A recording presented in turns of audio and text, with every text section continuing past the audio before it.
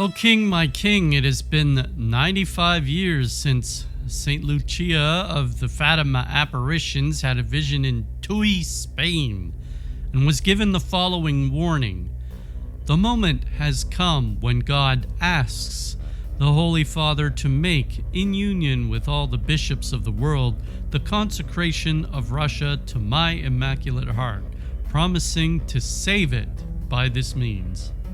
And later, Lucia was told interiorly, they did not want to heed my request. Like the King of France, they will repent and do it, but it will be late.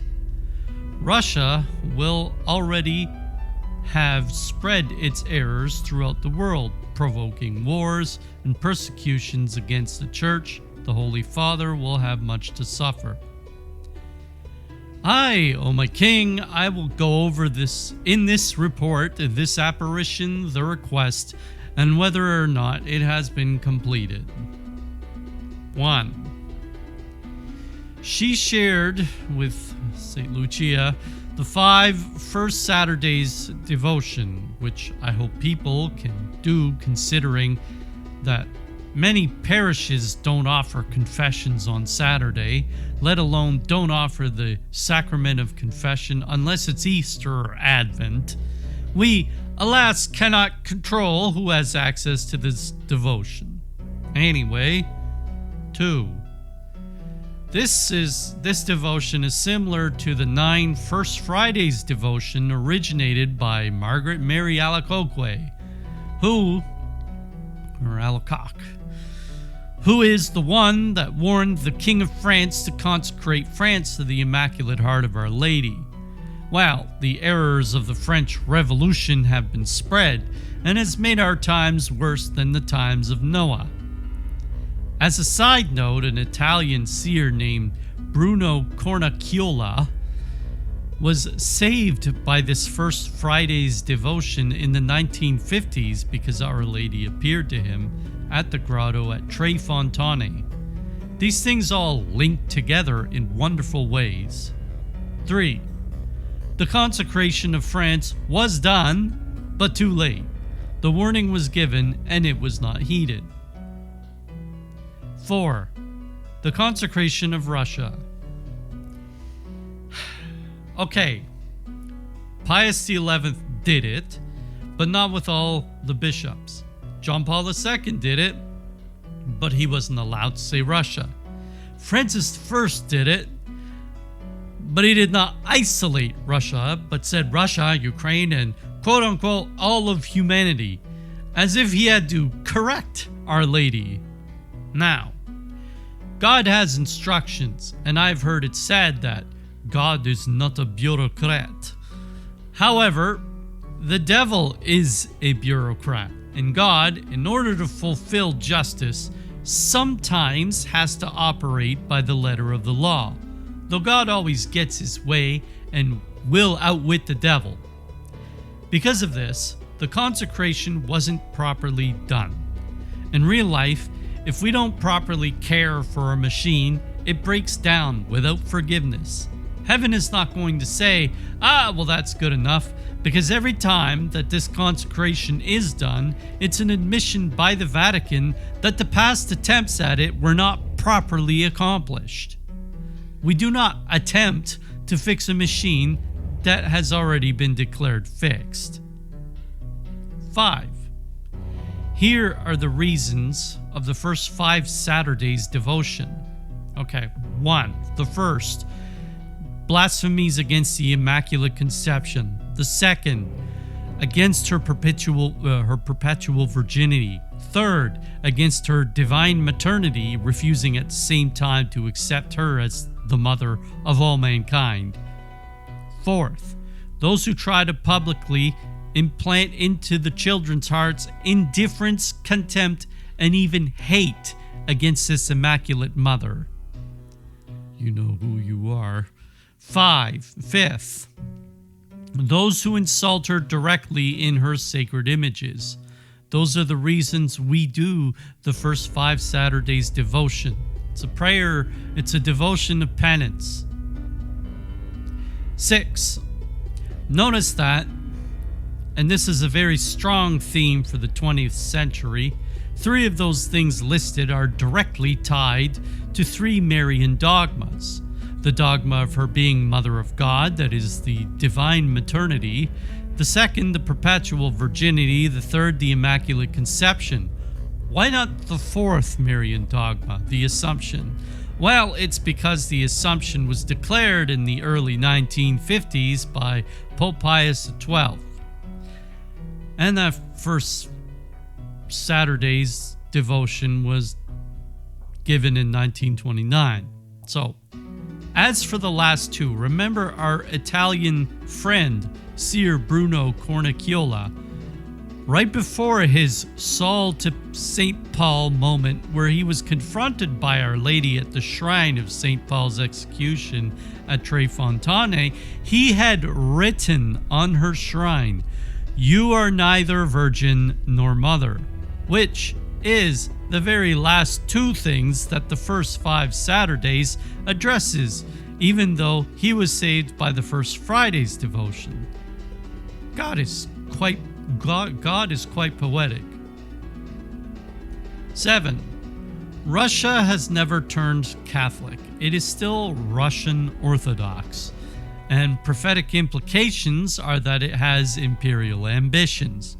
Greek Orthodox prophecy has contestation for Istanbul or Constantinople on the horizon. The way I understand it, they predict Russia and Turkey will conflict, but Russia will be unable to take Constantinople, and the Greeks will take it over culturally as Turkey gets smaller. 8. Russia and China will turn Catholic. Eventually. Although it's well known Russia will turn Catholic, some seers also believe China will turn. I believe all countries inflicted by communism are actually quite ripe for conversion because they understand suffering, and anyone who understands suffering is naturally drawn to a Christ that carries a cross. 9. On June 13, 2024, which is the day of this recording, it will mark 95 years since the TUI Spain warning. And what we were warned about was a 100-year warning given by Margaret Mary Alacoque to the King of France. More on this. 10. If indeed the consecration was not done correctly by then, and Francis I may have likewise failed to perform it by the letter of instruction, on top of convincing people that it has been done properly, then the spread of Russia's errors may fully realize into the kingdom of Antichrist. I prayed for it when the invasion started, the invasion of Ukraine, and hoped, but you cannot consecrate all of humanity. God elevated Israel as an exemplar because he chose the one nation. God chose Russia. It is Russia that must be elevated. She may be our chastisement before she becomes our harbinger to our salvation. This is like us accepting that we have sinned and we deserve to be punished. You know, like that thief that hangs on one side of Christ, who says, well, we're getting crucified because we deserve this. 11. Originally, people, including myself, confused it to be the year 2017 when it was 100 years, but I figured out beforehand that it was indeed 2029 because the TUI warning took place in 1929. 12. And this is key. There isn't necessarily a 100-year warning attached to this. It is associated with the Margaret Mary Alacoque request to the king, where the French Revolution, the storming of the Bastille, happened 100 years after, apparently to the day of Margaret Mary's request. However, many have assumed it so, and it merits attention in the case it turns out to be true. We can err in interpreting prophecy, but that's not really the point. If we're warned, the proper reaction is to step up our game rather than to guess at when things will occur. 13. Just like there was a lot of heat around the year 2017, I believe there's a lot of prophetic heat around the year 2029. When I use the term prophetic heat, I mean it's a year where things are likely to occur, like they've been directly or indirectly pointed to, like there's an aura about those years. 14. And so we are 5 years from the 100-year mark. It could be that there's a 3.5-year period between June 2029 and December 2033 that are going to be critical for the Roman Catholic Church, almost like a crucifixion 2,000 years after Christ's advent. This is not to be confused with the 1260 days in Revelation 12. However, when numbers are given in the book of Apocalypse, they're given specifically for prophetic purpose, which means they're callbacks. They're references, and have to be linked, must be linked, to the original prophets, in this case, the prophet Daniel.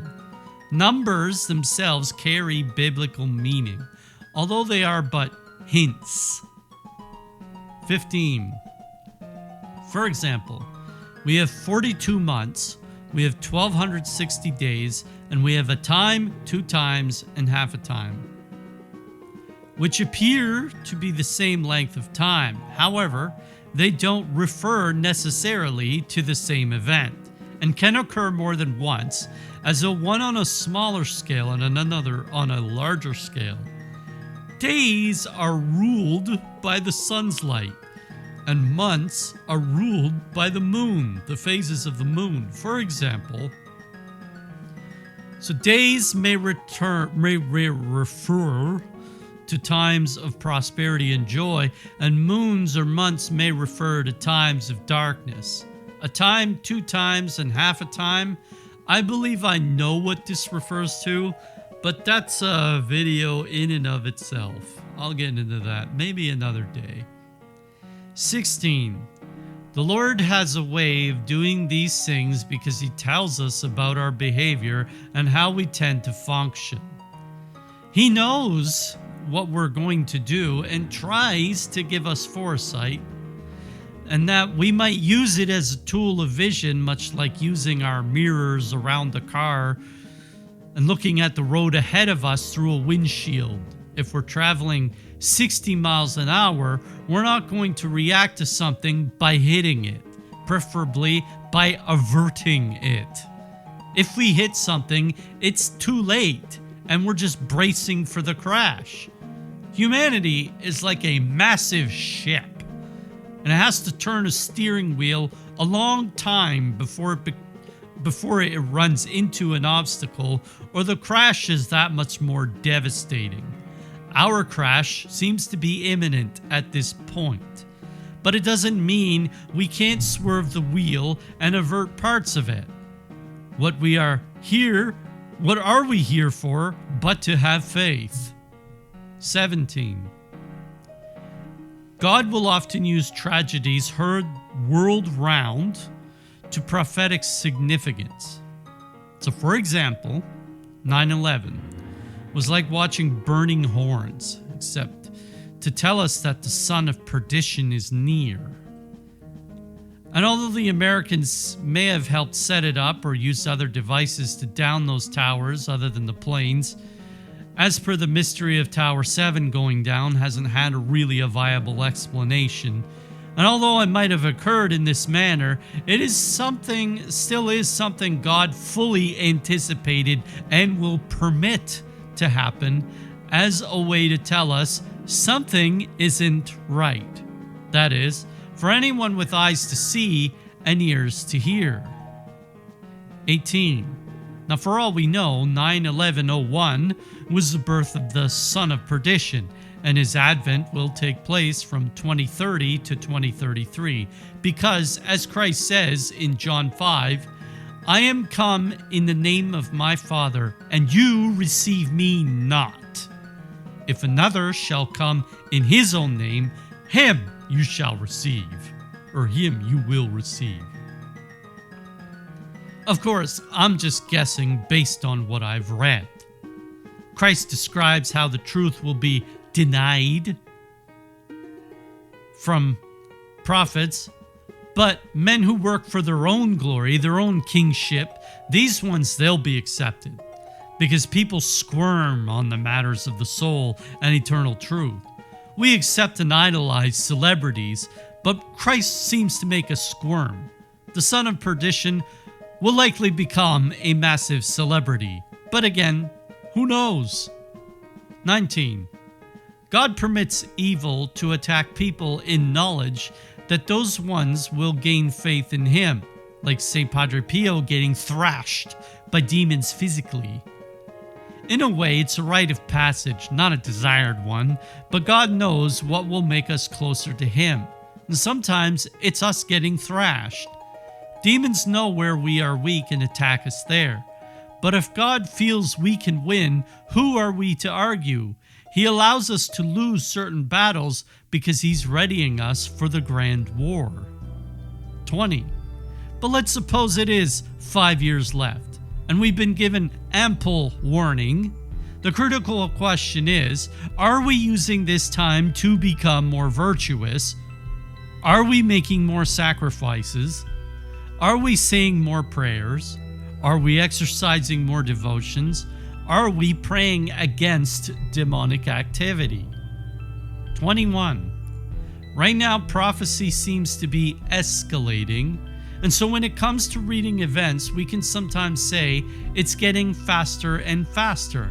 If we were going 80 kilometers an hour in 1990, and we're going 120 kilometers an hour in 2000, 180 kilometers an hour in 2008, 290 kilometers an hour in 2016, 435 in 2021, 652. At this point, you wonder, okay, can we possibly go any faster? But then,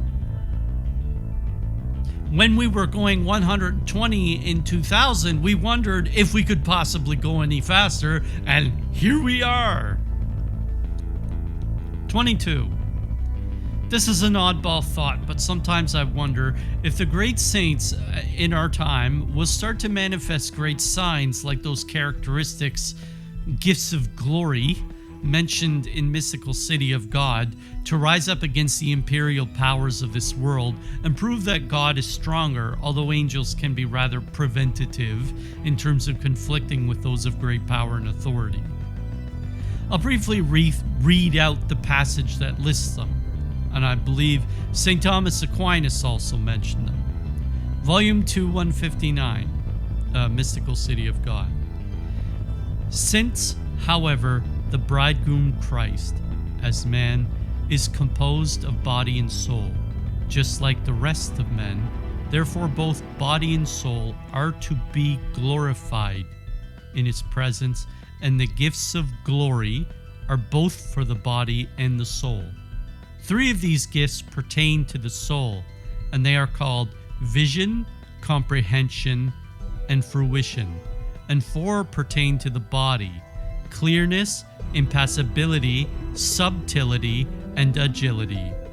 And these are properly the effects of intuitive vision overflowing from the glory of the soul. Christ and Mary possessed this, but it seems, and this is back me, I'm not quoting anymore. Christ and Mary possess this, but it seems that those who are saintly may also or sometimes possess these. 23. One final thought. The 2 witnesses.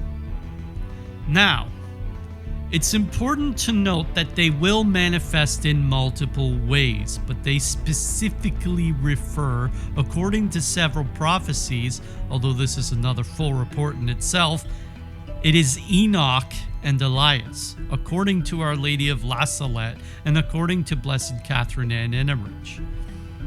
Now, they were the only two that didn't actually die in the Old Testament. They were taken up to heaven directly.